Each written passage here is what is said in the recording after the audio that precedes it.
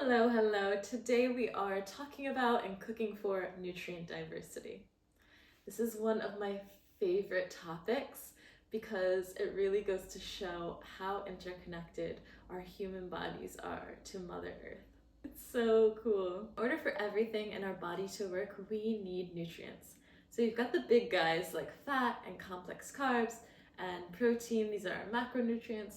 And then we also have these things called micronutrients, which we need a much smaller amount of, but they are important nonetheless. These are things like selenium and zinc, vitamin A, B, complex, C, D, down, down the alphabet, magnesium. And even though we don't need huge amounts of these nutrients, modern Western diets are unfortunately very void of them. And that's where we see nutrient gaps. And when we have nutrient gaps, that creates stress in the body. When it comes to our body, there is no piece of you that's more important than the next. The same is true for nutrients. There's no hierarchy here. Strong health comes from a moderate amount of the variety of nutrients. So, how do we include a wide variety of nutrients to create strong ecosystems within ourselves? We eat a lot of food. Or let me rephrase, we eat a lot of different foods. If all you eat is some form of spinach and tomato and eggs, eating more of those is not going to get the nutrients that you're missing. You need to bring in some new characters, some new faces. Eating a variety of foods is like zooming out on nutrients. You could label foods as their nutrients: dark leafy greens, magnesium, mushrooms, selenium, and vitamin Bs, and a whole bunch of other stuff. A variety of foods equals a variety of nutrients. And that is the easiest way to make sure that your nutrient gaps are filled without having to track yourself and think too much about it. Just eating all different types of foods. So you've got whole grains coming into the picture, and legumes, and different types of proteins, and dark leafy greens, and different starches, and nuts, seeds, rainbow veg, a whole variety. Everyone is welcome. When we eat in this way, not only does it benefit our own health, but it benefits the health of the earth because it creates more diversity in demand. So you're not getting monocrops.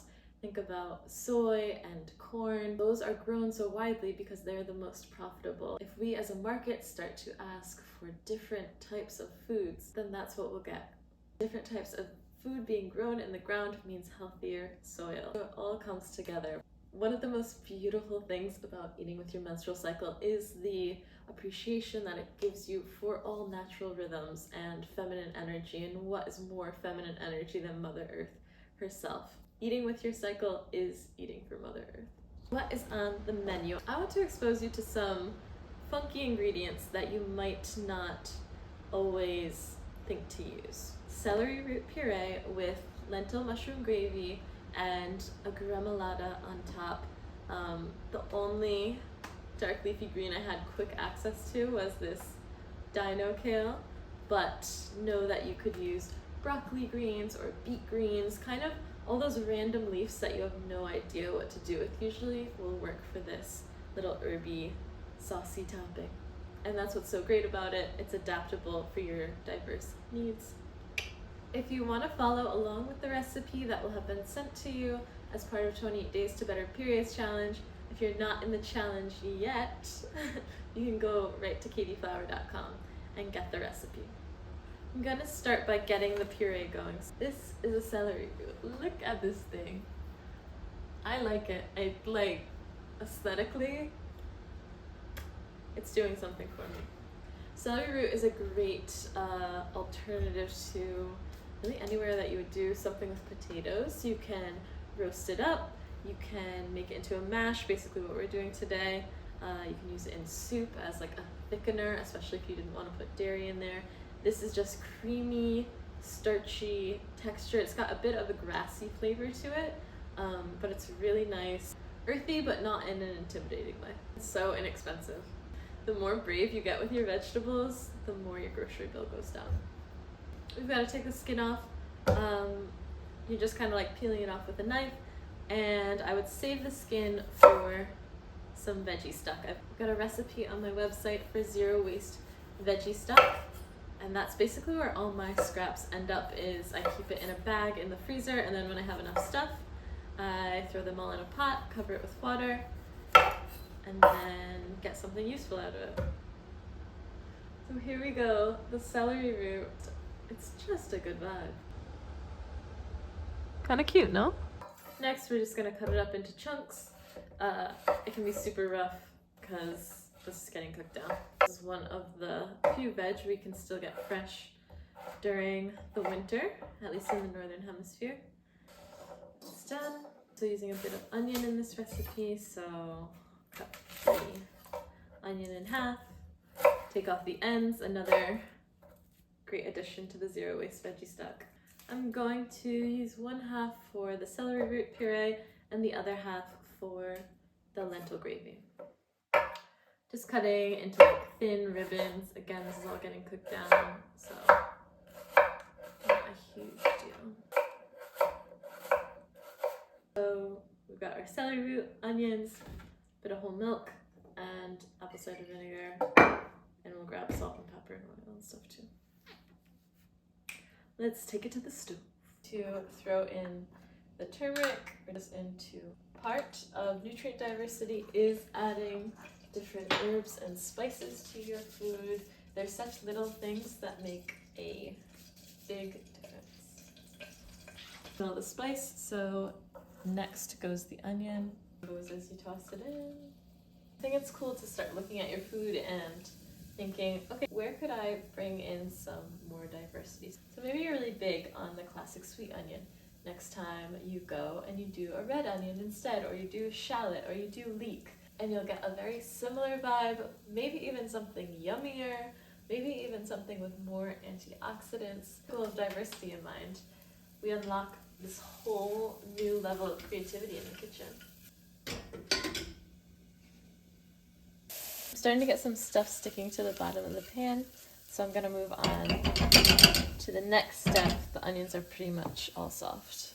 Throwing in a 1/4 cup of apple cider vinegar. You could also use white wine. I didn't have any, so we're doing this. So it's pretty liquidy right now. We're just gonna let that all cook off. See, we have more of a paste. In goes the celery root. Mix so that the chunks are coated in the turmeric onion paste. While the celery root cooks, we'll prep our lentil mushroom gravy.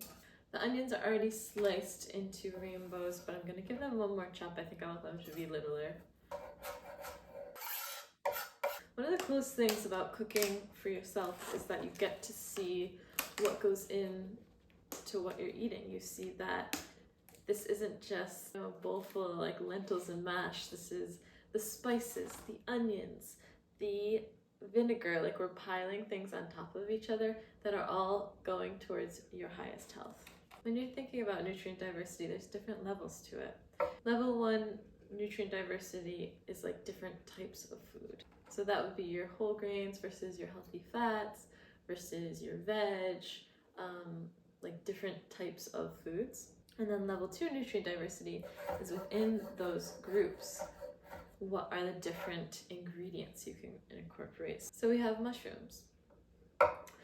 Now, in general, what a mushroom is going to do for you is pretty similar, but within the different species of mushrooms, you will get unique benefits. So maybe on a Monday you have some shiitakes, and on Thursday you have oyster mushrooms, and on Sunday for breakfast you have lion's mane.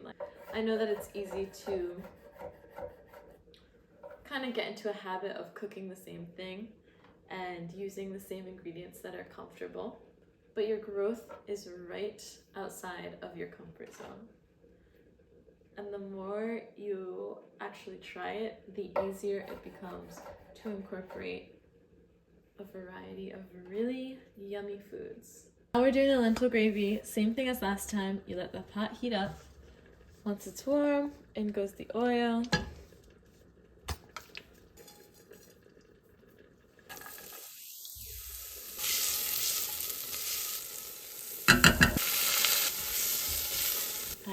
the mushrooms.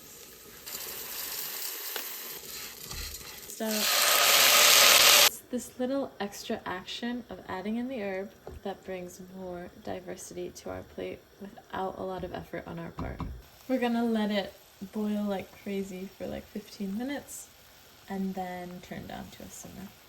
On top of the lentils and mash, we're going to do a little gremolata, which is going to just cut through so nicely, bring a bit of brightness to the dish, and be a really good excuse to get in some dark leafy greens. Everything just basically needs to be chopped up.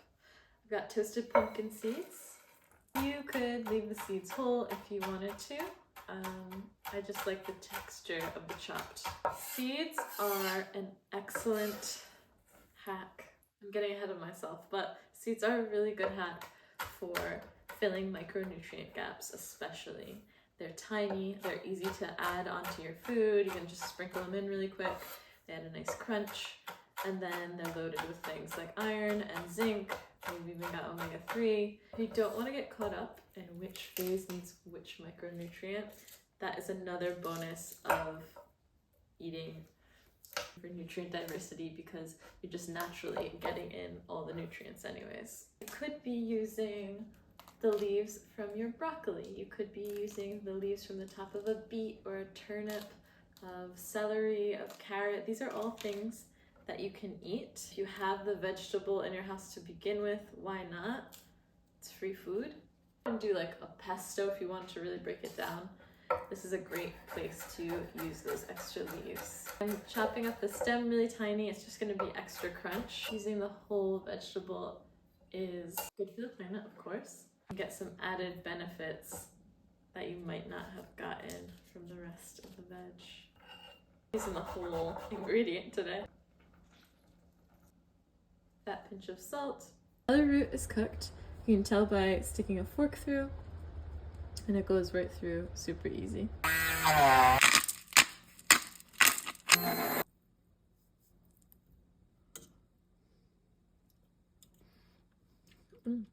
Lentils are also done and gonna get a little blenderoo. Perfect texture is like 50% mushy smooth and then 50% whole. Half blended. Alright, celery root puree, pureed, lentil gravy, gravied. Last thing we need to do is add the olive oil to the gremolata and shake that up.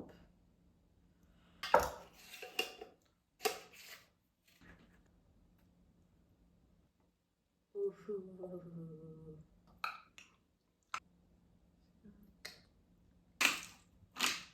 Nobody told me my bow was undone.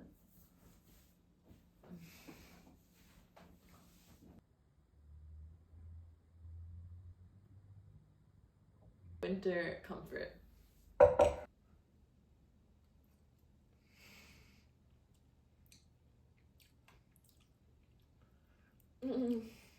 It's lovely. Like, that is the only word that's coming to mind right now. I feel like every part of it is important. Every part is bringing something to the table. The mash, the lentils,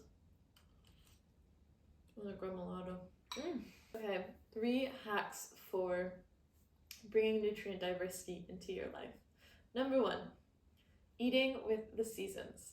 So seasonal eating is when you choose to take ingredients that are in season wherever you live. So you might experience like the 4 seasons of spring, summer, winter, and fall. You might live in an area where it's like rainy season or dry season. Whatever it is, Mother Earth is fluctuating, so what she produces fluctuates. Because we're in winter, I'm using things like the dino kale and the celery root, these like way hardier vegetables, which are actually what a winter body is really primed for. Whereas if I was making this bowl in the summer, maybe it would be like the greens would just be just straight herbs like cilantro, or I could also do like an arugula, and maybe the mash would be like purple potatoes, like just a little different. So when you eat with the seasons, you're naturally swapping out foods. And that's actually a huge part of why cycle syncing, eating with your menstrual cycle, brings in nutrient diversity, because it has that same like seasonal approach, but it just has to do with your internal seasons. So you're fluctuating which foods you eat throughout the month. Start eating with your eyes and grabbing things that look really fresh and really in season at your local market. Just a moment. Tip number 2 for nutrient diversity, this is something that I kind of talked about throughout the video. Don't sleep on the small things. So adding seeds to your meals, adding nuts, adding herbs, adding spices, these little tiny elements of your dish that are going to only enhance flavor. You're also adding in a really good amount of micronutrients. And my third tip for nutrient diversity is using recipes that you're really comfortable with, like your go-tos, whatever your Sunday night main meal is, and trying to swap one ingredient that you always use. Maybe it like is the white onion and you go for a different allium. If you're big on the mashed potatoes, you're maybe trying a different starch like the celery root, or you could do white beans, or you could do sunchokes. So many options. If you love like a spinach ricotta pasta, what's a different green that you could bring in? Maybe you're doing beet greens or chard or kale. So you don't have to like clear the roster and be so uncomfortable that this becomes really challenging. Use what you already know and just slightly tweak it to bring in some nutrient diversity. This is so good. Sometimes I'm like, should I put this out there? Like, lentils are not the most photogenic. Might not be the most photogenic, but it is the most delicious. Relatable. Alright, I won't see you tomorrow. Tomorrow is a little reflection on the week, and then back next week diving into sleep. I gotta say, if I was gonna make one recipe this week, it would be this one.